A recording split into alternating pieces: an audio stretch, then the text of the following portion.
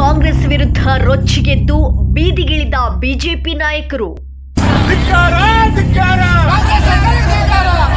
ಪ್ರಧಾನಿ ನಿವಾಸದ ಮುಂಭಾಗ ಪ್ರತಿಭಟನೆ ಹಾಗೂ ಬಿಜೆಪಿ ನಾಯಕರ ಮೇಲೆ ಮೊಟ್ಟೆ ಎಸೆದಿರುವುದಕ್ಕೆ ತೀವ್ರ ಆಕ್ರೋಶ.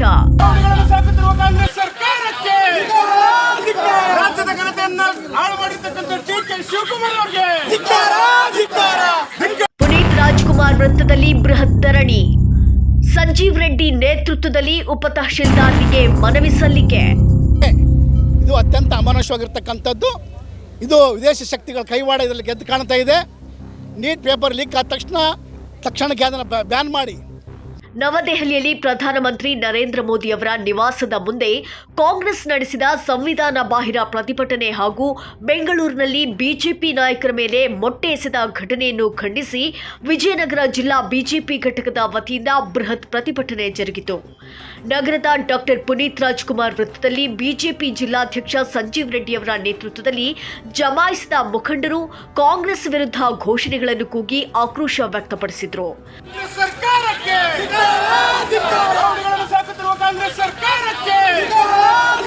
ರಾಜ್ಯದ ಘನತೆಯನ್ನು ಹಾಳು ಮಾಡಿರ್ತಕ್ಕಂಥ ಡಿ.ಕೆ. ಶಿವಕುಮಾರ್ ಅವರಿಗೆ ಕಾಂಗ್ರೆಸ್ ಸರ್ಕಾರಕ್ಕೆ ಧಿಕ್ಕಾರ. ಪ್ರತಿಭಟನೆಯಲ್ಲಿ ಮಾತನಾಡಿದ ಸಂಜೀವ್ ರೆಡ್ಡಿ, ಕಾಂಗ್ರೆಸ್ ಪಕ್ಷವು ವಿದೇಶಿ ನೆರವಿನಿಂದ ದೇಶದಲ್ಲಿ ಅರಾಜಕತೆ ಉಂಟು ಮಾಡುತ್ತಿದೆ. ರಾಹುಲ್ ಗಾಂಧಿ ಸಂಸತ್ತಿನಲ್ಲಿ ಪ್ರಧಾನಿಗಳನ್ನು ಪ್ರಶ್ನಿಸುವುದನ್ನು ಬಿಟ್ಟು ನಿವಾಸದ ಮುಂದೆ ಪ್ರತಿಭಟನೆ ನಡೆಸುತ್ತಿರುವುದು ಸರಿಯಲ್ಲ. ಯುವಜನತೆ ಇದನ್ನು ಗಮನಿಸುತ್ತಿದ್ದು 2029ರ ಚುನಾವಣೆಯಲ್ಲೂ ಕಾಂಗ್ರೆಸ್ಗೆ ತಕ್ಕ ಪಾಠ ಕಲಿಯಲಿದೆ ಎಂದರು. ಸರ್, ಏನು ನೀಟ್ ಪೇಪರ್ನ ಲೀಕಿನ ವಿಷಯವಾಗಿ ಇಟ್ಕೊಂಡು ವಿರೋಧ ಪಕ್ಷಗಳು ಮತ್ತು ಕಾಕ್ರೋಚ್ ಜನತಾ ಪಾರ್ಟಿಯ ಕೆಲವು ಬೆಂಬಲಿಗರು ನಡೆಸ್ತಕ್ಕಂಥ ದಾಂಧಲೆ, ಸಂವಿಧಾನ ವಿರೋಧಿ ನಡೆ, ಇದು ಅತ್ಯಂತ ಅಮಾನುಷವಾಗಿರ್ತಕ್ಕಂಥದ್ದು. ಇದು ವಿದೇಶಿ ಶಕ್ತಿಗಳ ಕೈವಾಡ ಇದರಲ್ಲಿ ಗೆದ್ದು ಕಾಣ್ತಾ ಇದೆ.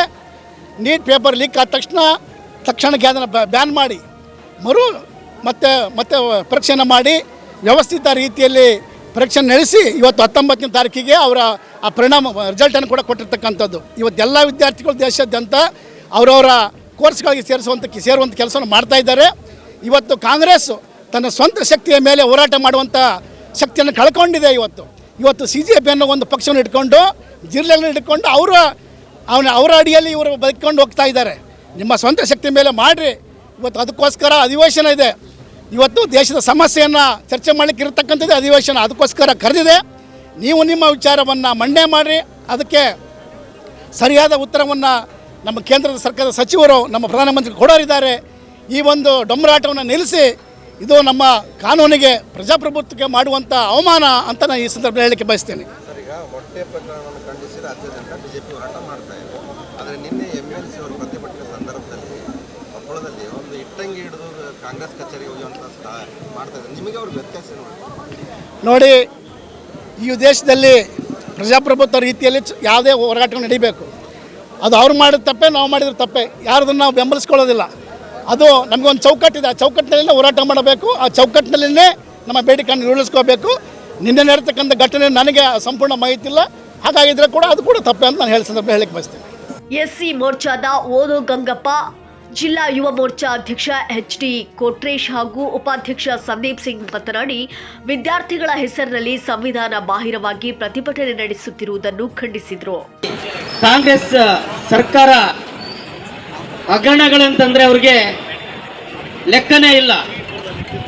ಅದರಲ್ಲೂ ಕೂಡ ನರೇಂದ್ರ ಮೋದಿಜಿಯವರು ಅಧಿಕಾರಕ್ಕೆ ಬಂದು 12 ವರ್ಷ ಮುಗಿದು 13ನೇ ವರ್ಷದಲ್ಲಿ ವಿಶ್ವಮಟ್ಟದಲ್ಲಿ ಅವರು ಒಂದು ನಮ್ಮ ಭಾರತದ ಕೀರ್ತಿಯನ್ನು ತರಲಿಕ್ಕೆ ಅವರು ಪ್ರಯತ್ನ ಪಟ್ಟಿರುವುದು ಇವರಿಗೆ ಸಹಿಸಿಕೊಳ್ಳಕ್ಕೆ ಆಗ್ತಾ ಇಲ್ಲ. ಈಗಾಗಲೇ ನಮ್ಮ ಮುಖಂಡರು ಹೇಳಿದ ರೀತಿಯಲ್ಲಿ ಕಾನೂನನ್ನು ಕೈಗೆತ್ತಿಕೊಂಡು ಪ್ರತಿಭಟನೆ ಮತ್ತು ಹೋರಾಟ ಮಾಡ್ತಕ್ಕಂಥ ಕೆಲಸ ಮಾಡ್ತಾರೆ. ಇಂಥ ಒಂದು ಹೋರಾಟ, ಇಂಥ ಒಂದು ಪ್ರತಿಭಟನೆ ನಾವು ಯಾವತ್ತೂ ಕೂಡ ದೇಶಭಕ್ತರು ಮತ್ತು ದೇಶ ಪ್ರೇಮಿಗಳು ನಾವು ಯಾವತ್ತೂ ಕೂಡ ಇದನ್ನು ಸಹಿಸೋದಿಲ್ಲ ಮತ್ತು ಇದನ್ನು ನಾವು ಖಂಡಿಸ್ತೇವೆ. ಇವತ್ತು ನೀಟ್ ಪರೀಕ್ಷೆಯಲ್ಲಿ ಅನ್ಯಾಯ ಆಗಿರ್ತಕ್ಕಂಥ ವಿದ್ಯಾರ್ಥಿಗಳಿಗೆ ನಾವು ನ್ಯಾಯ ಕೊಡಿಸ್ತಕ್ಕಂಥ ಕೆಲಸ ಮಾಡಲಿಕ್ಕೆ ಹೋರಾಟ ಮಾಡಿದರೆ ನಿಜವಾಗ್ಲೂ ಅದಕ್ಕೆ ನಮ್ಮ ಬೆಂಬಲ ಕೂಡ ಇದೆ, ನಮ್ಮದು ಅವ್ರ ಜೊತೆಗೆ ಸಾಥ್ ಕೂಡ ಇದೆ. ಆದರೆ ಯಾರು ಕೂಡ ಇವತ್ತು ನೀಟ್ ಪರೀಕ್ಷೆ ಬಗ್ಗೆ ಆಗಲಿ ಅಥವಾ ಯಾವುದೇ ರೀತಿ ವಿದ್ಯಾರ್ಥಿಗಳಿಗೆ ನ್ಯಾಯ ಕೊಡಿಸ್ತಕ್ಕಂಥ ಕೆಲಸವನ್ನ ವಿರೋಧ ಪಕ್ಷಗಳು ಯಾರು ಕೂಡ ಅವ್ರು ಪ್ರಾಮಾಣಿಕವಾಗಿ ಕೆಲಸ ಮಾಡ್ತಾ ಇಲ್ಲ. ಅದನ್ನು ಬಿಟ್ಬಿಟ್ಟು ಹೊರತಾಗಿ ಎಲ್ಲರೂ ಕೂಡ ಕಾನೂನನ್ನು ಕೈಗೆ ಎತ್ಕೊಂಡು ಅಲ್ಲಿ ಗುಂಡ ರೌಡಿಗಳನ್ನೆಲ್ಲರನ್ನ ಬಿಟ್ಟು ಇಡೀ ನಾವು ಮೋದಿಜಿಯವರ ಮನೆಗೆ ಮುತ್ತಿಗೆ ಹಾಕ್ತೀವಿ, ಅದೇ ರೀತಿ ಮೋದಿಜಿಗೆ ಹೊಡಿತೀವಿ ಬಡಿತೀವಿ ಅಂತಕ್ಕಂಥ ಮಾತುಗಳನ್ನು ಆಡ್ತಾ ಇದ್ದಾರೆ. ಪ್ರತಿಭಟನೆಯ ನಂತರ ತಾಲೂಕು ಕಚೇರಿಗೆ ತೆರಳಿದ ನಿಯೋಗವು ಉಪತಹಶೀಲ್ದಾರ್ ಅಮರನಾಥ್ ಅವರಿಗೆ ಮನವಿ ಪತ್ರವನ್ನು ಹಸ್ತಾಂತರಿಸಿತು. ಬಿಜೆಪಿ ಜಿಲ್ಲಾಧ್ಯಕ್ಷ ಸಂಜೀವ್ ರೆಡ್ಡಿ, ಜಿಲ್ಲಾ ಉಪಾಧ್ಯಕ್ಷ ಸಂದೀಪ್ ಸಿಂಗ್, ಎಸ್ಸಿ ಮೋರ್ಚಾ ರಾಜ್ಯ ಕಾರ್ಯಕಾರಿಣಿ ಸದಸ್ಯ ಓದೋ ಗಂಗಪ್ಪ, ಜಿಲ್ಲಾ ಪ್ರಧಾನ ಕಾರ್ಯದರ್ಶಿ ಕೃಷ್ಣನಾಯಕ್, ಜಿಲ್ಲಾ ಯುವ ಮೋರ್ಚಾ ಅಧ್ಯಕ್ಷ ಎಚ್ಡಿ ಕೊಟ್ರೇಶ್ ಸೇರಿದಂತೆ ಜಿಲ್ಲೆಯ ನೂರಾರು ಮುಖಂಡರು ಹಾಗೂ ಕಾರ್ಯಕರ್ತರು ಉಪಸ್ಥಿತರಿದ್ದರು.